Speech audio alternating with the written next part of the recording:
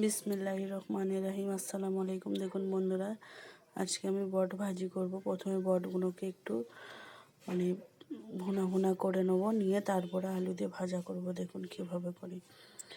বটের মধ্যে গরম মশলা দিয়ে দিলাম, তেজপাতা আর এলাচ আর পেঁয়াজ দিয়ে তেলের উপরে দিয়ে আদা রসুন দিয়ে মশলা দিয়ে কষে নেব বটটাকে। নিয়ে তারপরে কড়াইয়ে তেল দিয়ে বটগুলো দিয়ে আলু দিয়ে বেগুন দিয়ে ভাজা করব। দেখুন খেতে খুব সুস্বাদু হয়। শীতের দিনে বট ভাজি আর ডাল খেতে খুব ভালো লাগে। এখন বটগুলো দিয়ে দেবো, মশলা দিয়ে দিয়েছিলাম, দিয়ে এখন কষে নেবো বটগুলো দিয়ে।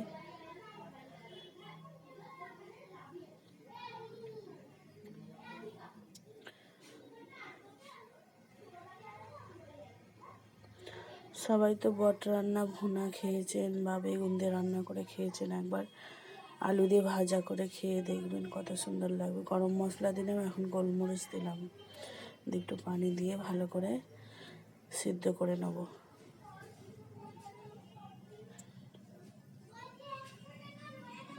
এখন চাপা দিয়ে দেবো, সিদ্ধ হবার জন্য এখন চাপা দিয়ে দেবো। দিয়ে এখন খুলে আবারও কষে নেব।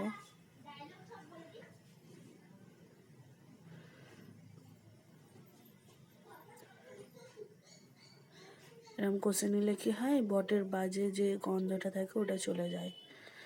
এখন 4টে কাঁচা লঙ্কা দিয়ে দিলাম, দিয়ে এখন নেড়ে চেড়ে নামিয়ে নেব। নিয়ে কড়া বসিয়ে দেবো গ্যাসে। কড়াইয়ে সামান্য তেল দিয়ে বটগুলো দিয়ে দেবো, দিয়ে একটু নাড়াচাড়া করে আলুগুলো দিয়ে ভাজা ভাজা হয়ে গেলে নামিয়ে নেবো। এটা গরম ভাত দিয়ে খেতে খুব ভালো লাগে।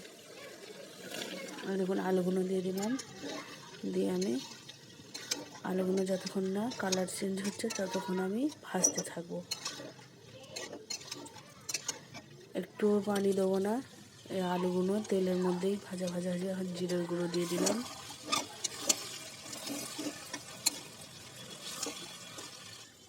এখন এবার বেগুনগুলো দিয়ে দেবো। বেগুন নরম জিনিস, ওই জন্য আমি বেগুন পরে দিয়েছি।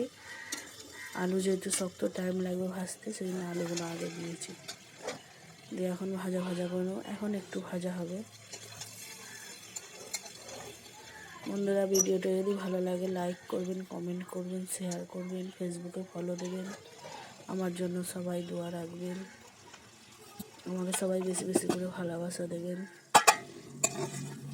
এই দেখুন তেল বের হয়ে গেছে, পুরো একদম বটগুলো আলুগুলো ভাজি হয়ে গেছে, লাল লাল হয়ে গেছে। তখন আমি আবার নামিয়ে নিয়েছি। এই দেখুন, এটা খেতে ভাত দিয়ে খুব ভালো লাগে। একবার করে খেয়ে তারপর আমায় কমেন্টে লিখবেন কেমন হয়েছে। আশা করি ভালো হবে। আপনারা আমার জন্য দোয়া করবেন। খোদা হাফেজ। সবাই দোয়া ও ভালোবাসা রাখবেন।